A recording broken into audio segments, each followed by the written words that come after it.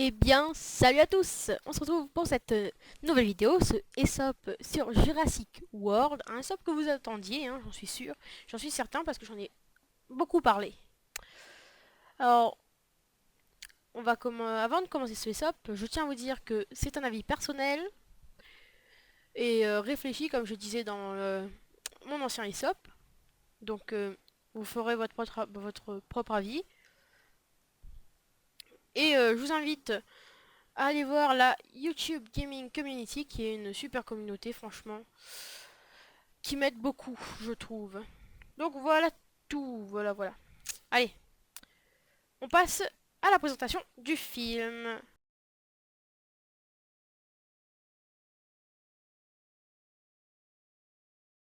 Alors ce Jurassic World, il a été réalisé par Colin Trevorrow, ou si je me trompe pas dans la prononciation.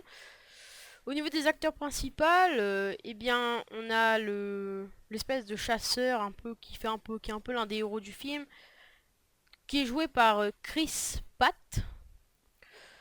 La directrice du complexe Jurassic World est incarnée par Bryce Dallas Howard, c'est la fille rousse qu'on voit dans le film, hein. Et on a l'ami du garde, du chasseur garde dinosaure, je sais pas comment on peut appeler ça, qui est joué par Omar Sy. Franchement, je trouve ça génial, franchement.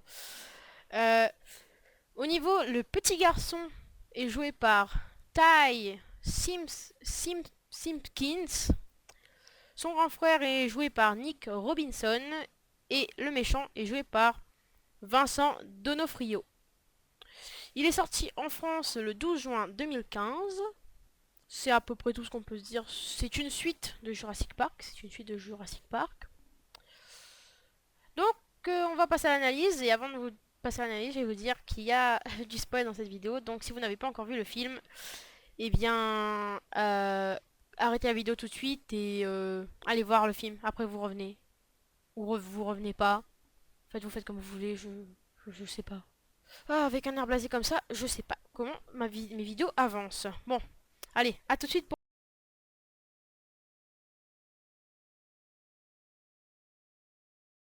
analyse du film. Eh bien, on va commencer avec un début pas très compréhensible. Parce que, disons que le film a commencé, on a vu des dinosaures naître, et j'ai découvert que c'était la naissance du super monstre Lindominus Rex. Ben, après son visionnage, après avoir vu quelques critiques, franchement, j'étais en mode, j'ai pas compris quoi. Donc le début, bof bof. Ensuite, on a la découverte des enfants, qui est assez bizarre parce qu'on voit les enfants qui sortent de chez eux. On a le grand frère qui est avec sa copine et puis qui lui dit au revoir, qui sa copine lui dit tu m'envoies des photos alors qu'ils partent qu'une semaine et tout. C'est un peu Zarbi, le petit garçon qui a pas très envie de partir, mais bon, qui part quand même. Et on comprend pourquoi un peu plus tard dans le film. Donc voilà, donc ils se rendent à l'aéroport, on a des petites blagues qui sont faites par rapport à Jurassic Park, du genre la maman qui fait si quelque chose vous court après, fuyez. Franchement, c'est c'est un début on le voit dans la bande-annonce, ça le fuyez, et en fait ça met bien en rapport avec la suite du film et en rapport avec avec les anciens Jurassic Park. Ce que je trouve bien en fait. Donc on passe à la suite. Ensuite il y a la découverte du parc. C'est un bijou les amis. Je vous dis c'est un bijou cette découverte du parc parce que on les voit qui arrivent dans un espèce de train. Et là, il y a la grande porte, enfin, il y a une reproduction de la grande porte du Jurassic Park. Et là, on est en mode, mais ça, c'est comme dans Jurassic Park, ça c'est bien. Ça, c'est très très bien. Et on retourne en enfance, on était en mode, mais j'ai vu ça quand j'étais petit et tout. Donc voilà, c'est juste énorme. On est en mode, oui, yes, c'est trop cool. Après, on arrive dans le parc. Ils sont récupérés par une dame parce que leur tante Claire ne peut pas les récupérer, quoi, parce que c'est la directrice, wesh. Non mais allô, quoi.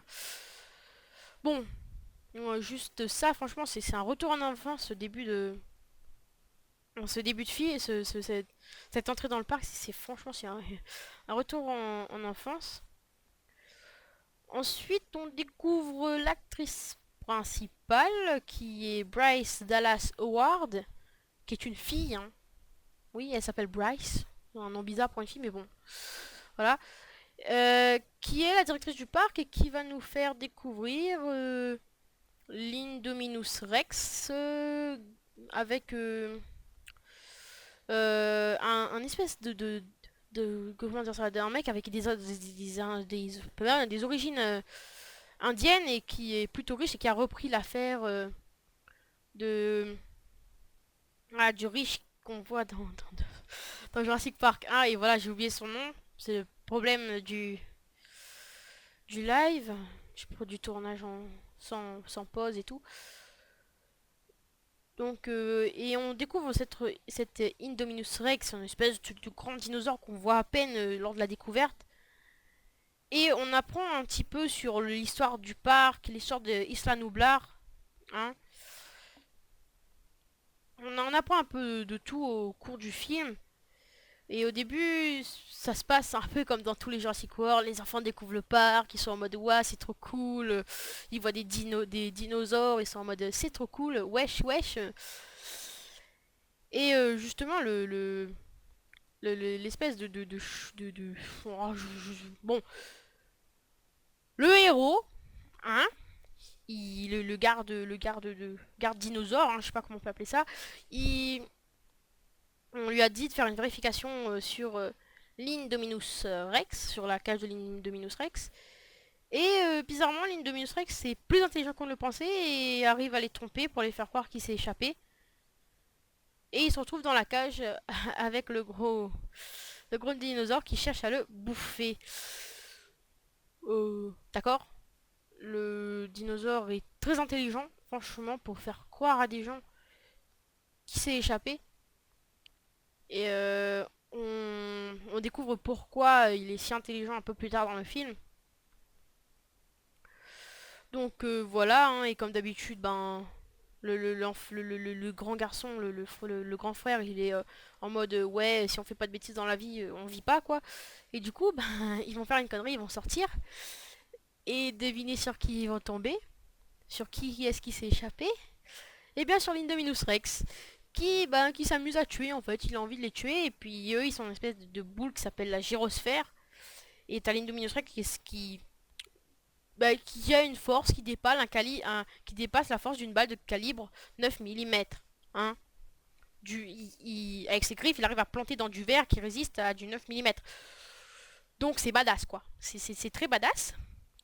On apprend aussi que ce fucking dinosaure, il peut se camoufler comme comment dire ça, comme une sèche, tu sais, ces espèces de poulpe là, ou bien comme un caméléon, tu vois, donc le truc il peut se camoufler, il change de couleur.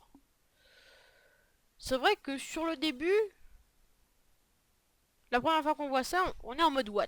Mais je dirais, tant que c'est expliqué, et puis tant qu'on retourne en enfance, tant qu'il y a du spectacle, c'est bien en fait. C'est pas un film qu'on va voir pour, pour la technique, c'est plutôt un film qu'on va voir pour retourner en enfance. Franchement, ce film m'a mis en l'eau à la bouche, quoi. J'étais en mode, oh, c'est super. Donc les enfants, ils vont découvrir, il y a un moment du film, franchement, je pense que c'est le moment qui fait le plus triper par rapport aux anciens Jurassic Park, au tout premier d'ailleurs. Les enfants découvrent les vestiges de l'ancien parc et là on est en mode... je saurais pas comment expliquer, c'est tellement incroyable, c'est tellement... Et on en apprend tellement sur le 1 dans ce film, sur les événements qu'il y a eu après. C'est une sorte de suite au parc. Le parc, il avait marché la première fois, mais bon, il y avait eu l'espèce de gros con qui a fait tout péter et puis les dinosaures se sont échappés. On en apprend aussi que les dinosaures ont été éradiqués de l'île. Je sais pas comment ils ont fait. Oui, oui, dans le truc, c'est à peu près ça. Les dinosaures ont été éradiqués parce qu'on nous dit qu'il y a pas de on nous dit qu'il y avait pas de raptors dispersés sur l'île. alors qu'il y avait plus d'une centaine de dinosaures sur l'île. Et il y avait des raptors qui se sont échappés et on l'a vu dans le truc, dans le film. Bon, je crois qu'ils se sont tous fait tuer, mais bon, bof. C'est un peu zarbi cette histoire de d'extermination de dinosaures. Ouais, on peut dire ça comme ça. Et on apprend que le dinosaure, comme je disais, il est très intelligent parce que, ben, monsieur tue pour le plaisir. Et là, on arrive à la fin du film. Le début s'allonge beaucoup, en fait. Là, j'ai pas, ça fait 7 minutes que je parle que du début. Le début s'allonge, c'est très très long. Et on se rend compte que c'est long pour, je sais pas dire pas grand chose, mais que c'est long en fait, que ça passe pas, le temps ne passe pas, c'est un moment d'émerveillement, mais en même temps un moment où on se dit on veut de l'action quoi, il n'y a pas vraiment d'action, c'est un moment d'émerveillement. On apprend et donc là on arrive à la fin du film, on découvre que le scientifique qui était dans le Henry, le scientifique qui était dans le 1 qui était en mode quoi, on a créé des dinosaures, c'est pas bien, mais moi je trouve ça super bien moi. Ben là on découvre qu'en fait c'est un gros connard. Oui oui, on peut dire ça, un gros connard parce qu'il va faire comment dire ça, il va tout, il va créer une arme. L'Indominus Rex est une arme. C'est une arme de destruction massive. Et je vous dis, c'est un être dangereux. Franchement, il défonce tout ce dinosaure. Il a des trucs de serpent. Il a des gènes de. Il a des gènes de tous les animaux. C'est plus un dinosaure. C'est un hybride mi-dinosaure, mi-animal. Enfin, voilà quoi. Il y a même un moment où on a l'impression qu'il a des plumes. Alors qu'il a pas de plumes. Mais bon, voilà quoi, on apprend que c'est devenu un gros connard quoi. Et la scène de fin, eh bien, pose beaucoup de théories, qui va passer dans la partie suivante d'ailleurs.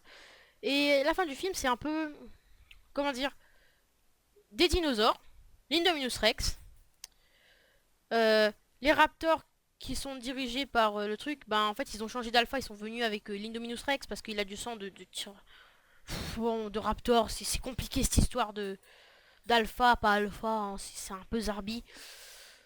Et ben ils vont rechanger d'alpha pour aller avec le mec parce qu'il y a une scène en fait où on voit les raptors qui entourent les enfants et le mec.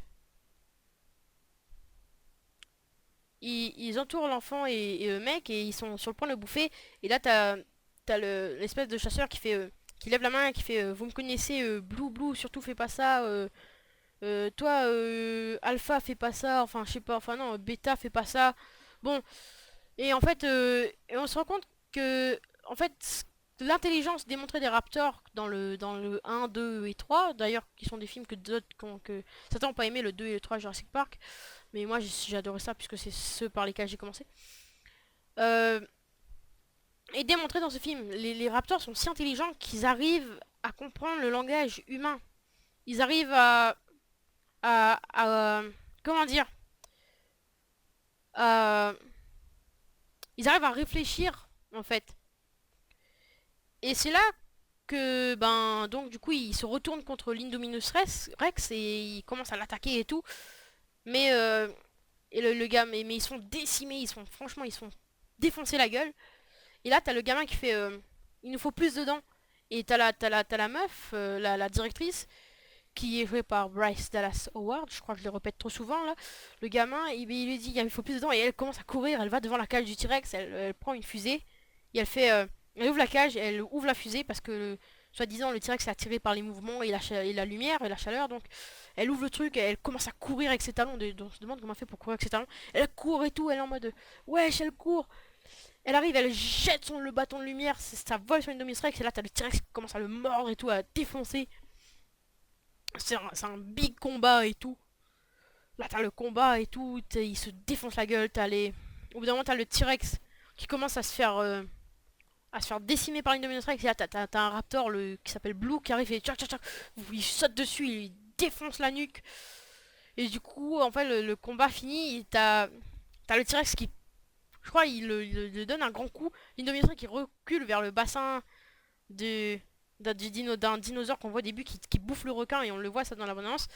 Il défonce le grillage et du coup t'as cette espèce de gros dinosaure qui sort de l'eau, parce que je pense qu'il y avait sa queue qui dépasse, mais bon, ça, je sais rien, mais je pense qu'il y a un truc qui a dû l'attirer, un mouvement, il saute et boum, il le mange, et il ramène le dinosaure dans l'eau, il se fait, l'Indominus Rex se fait littéralement bouffer, et, et là, ben, t'as le Raptor et le T-Rex qui se regardent, et puis qui rugissent un peu, on a l'impression qu'ils discutent, et là, interespèce, c'est un peu bizarre, et ça revient sur le fait que les Raptors comprennent les humains, c'est un peu bizarre, et le T-Rex, pourtant, il est pas si intelligent que ça a été démontré, et...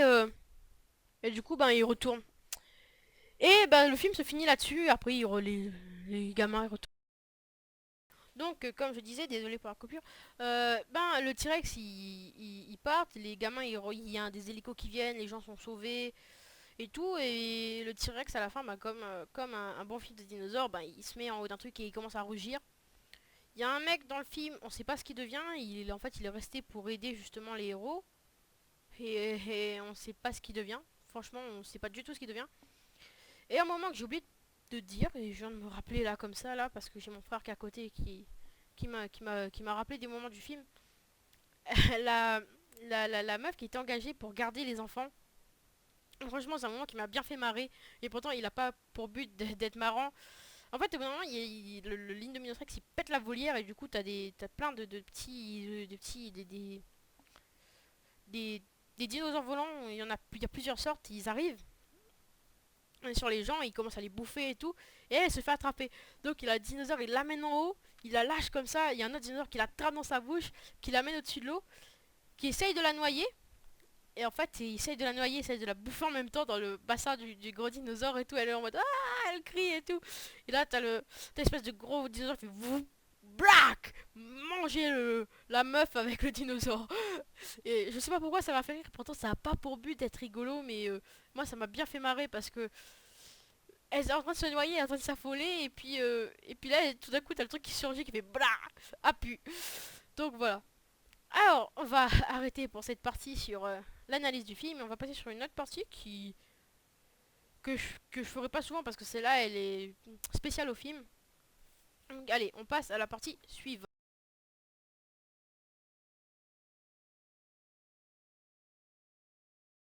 Alors, des théories qu'apporte le film. Alors, il y a une théorie, par exemple, comme la théorie liaison homme-animal, qui dit que les raptors, ils comprennent l'humain et puis ils peuvent se et puis il y a un lien d'amitié qui se fixe avec l'homme et l'animal. Et c'est un truc qu'on retrouve par exemple avec les chiens, les chats, ou bien même ceux qui dirigent les zoos avec les lions et tout ça. Pourtant c'est des bêtes féroces, mais ils attaquent pas leur maître parce qu'il y a un lien d'amitié qui se crée. Et franchement, je trouve que cette théorie est bien mise en œuvre par, euh, par le film. Et ça répond à une question que posait le 1 qui disait il y avait le, le, le, le- l'archéologue qui faisait deux espèces séparées par 60 millions d'années se retrouvent tout d'un coup en face. Qu'est-ce qui va se passer? Et là, en fait, celui-là, il dit, ben, on pourrait peut-être devenir amis avec eux, et c'est tout à fait ce qui se passe, en fait. Le film met autre chose en valeur, c'est la stupidité humaine. Franchement, penser qu'on peut utiliser des dinosaures comme arme, c'est ce que le méchant pense, en plus, un méchant dont on parle, que j'ai pas vraiment parlé parce qu'il sert à rien. Hein, je vous dis tout de suite, il sert à rien. Il est là, il fait un peu son speech. Donc en fait, il sert un peu à rien et il est un peu con. Et voilà. Et une dernière a priori théorie, c'est la théorie de l'ancien parc. Un truc en fait qui met en relation ce film avec les autres films. En fait, je comprends pas pourquoi ils ont pas appelé ça Jurassic Park 4, même si ça n'a pas de liaison directe. Mais le film en lui-même renvoie à Jurassic Park 1 par le fait qu'en fait ils sont sur Isla Nublar et puis ils sont sur Isla Nublar et puis il y a le parc en fait un peu comme dans le premier en fait en fait je trouve que c'est un peu une refonte du 1 mais sans prendre le 1 en fait. Ils refont le 1 en fait, ils essayent de faire la même chose que le 1 avec les mêmes erreurs que le 1 mais dans un nouveau parc, un parc qui lui en fait s'il n'y avait pas eu de problème en fait un parc qui a marché mais que le côté marketing du parc a fait chuter en fait. Et c'est un super truc parce qu'on découvre des objets de l'ancien parc, on découvre un peu l'histoire de ce parc après la fin du 1, un peu ce qui s'est passé après. Ah, j'ai retrouvé le nom du milliardaire, John Hammond. On sait très bien qu'il voulait pas laisser tomber cette idée de faire un parc avec dinosaures et il avait bel et bien raison. Je pense que si un jour c'est possible, il faudrait prendre toutes nos précautions mais le faire parce que franchement, ce serait merveilleux. Ça tuerait un peu l'archéologie mais ce serait merveilleux. Donc voilà pour cette dernière partie un peu courte que je pense que j'aurais pu un peu plus exploiter, mais je pense qu'il y a des chaînes qui font ça bien mieux que moi, hein, des chaînes spécialisées dans les théories et qui peuvent vous expliquer tout ça de façon plus crédible que moi. Donc passons là-dessus, on va passer à la dernière partie. Hein, on va passer à la dernière partie. Allez. Alors, bilan de ce film, eh bien, la note que je lui accorde, c'est un petit 8 sur 10. Franchement, un 8 sur 10 mérité parce que le réalisateur a fait du très bon travail, le film est très bien réalisé. On a l'impression que ça pourrait être vrai. Franchement, le film est bien réalisé et les quelques défauts du film que j'ai pas dit dans ce truc parce que j'ai vraiment envie que vous regardiez ce film. Franchement, je pourrais le re-regarder encore et encore parce que franchement, ça m'a donné envie de revoir les anciens films. Voilà, c'est merveilleux. Donc voilà, il mérite bien son 8 sur 10. Et un avis personnel, c'est que le film est bon, il rappelle des souvenirs, mais qu'il y a quelques petits défauts, mais vraiment mineurs, et que d'autres, en fait, c'est mon avis à moi, pour moi ces défauts sont mineurs, il y en a d'autres qui trouvent des défauts partout, mais je suis désolée, mais ces gens-là, ce sont des grands fans, ils sont plus âgés que moi, et du coup, ben, ils n'ont pas découvert l'histoire de la même façon. Donc voilà, je trouve un peu ce film est bien, les acteurs sont bien choisis, et puis on a un représentant de la France dans le film, Omar Sy, franchement, qui est en fait pour un acteur qui vit en Amérique et tout, c'est un super acteur alors qu'à la base je crois qu'il n'était pas acteur Omar Sy. Mais franchement Omar Sy c'est un super acteur et un acteur français. C'est bien, il représente la France aux États-Unis, je trouve ça énorme. Ce sera tout pour cette vidéo. Donc comme d'habitude, dites-moi en commentaire votre avis, tout ce genre de blabla, si vous avez aimé la vidéo. En sachant que le format est un peu différent et que je travaille de plus en plus mes SOP et mes autres vidéos. Du coup, c'est des trucs beaucoup plus travaillés. Et donc dites-moi en commentaire ce que vous avez pensé du Aesop, votre avis sur le film si vous l'avez vu, et puis si vous avez regardé, si vous êtes fait spoiler, et ben je vous ai dit de pas regarder. Donc voilà, tant pis pour vous. Mais dites quand même votre avis sur le Aesop. N'hésitez pas à mettre un like si vous avez aimé, un dislike si vous avez pas aimé. À vous abonner si c'est pas déjà fait. Et eh bien, qu'est-ce que je pourrais vous dire d'autre? Vous savez ce que je peux vous dire d'autre, hein? Comme d'habitude. Faudrait franchement que je change cette phrase de fin, mais bon, quand même, allez. Ciao!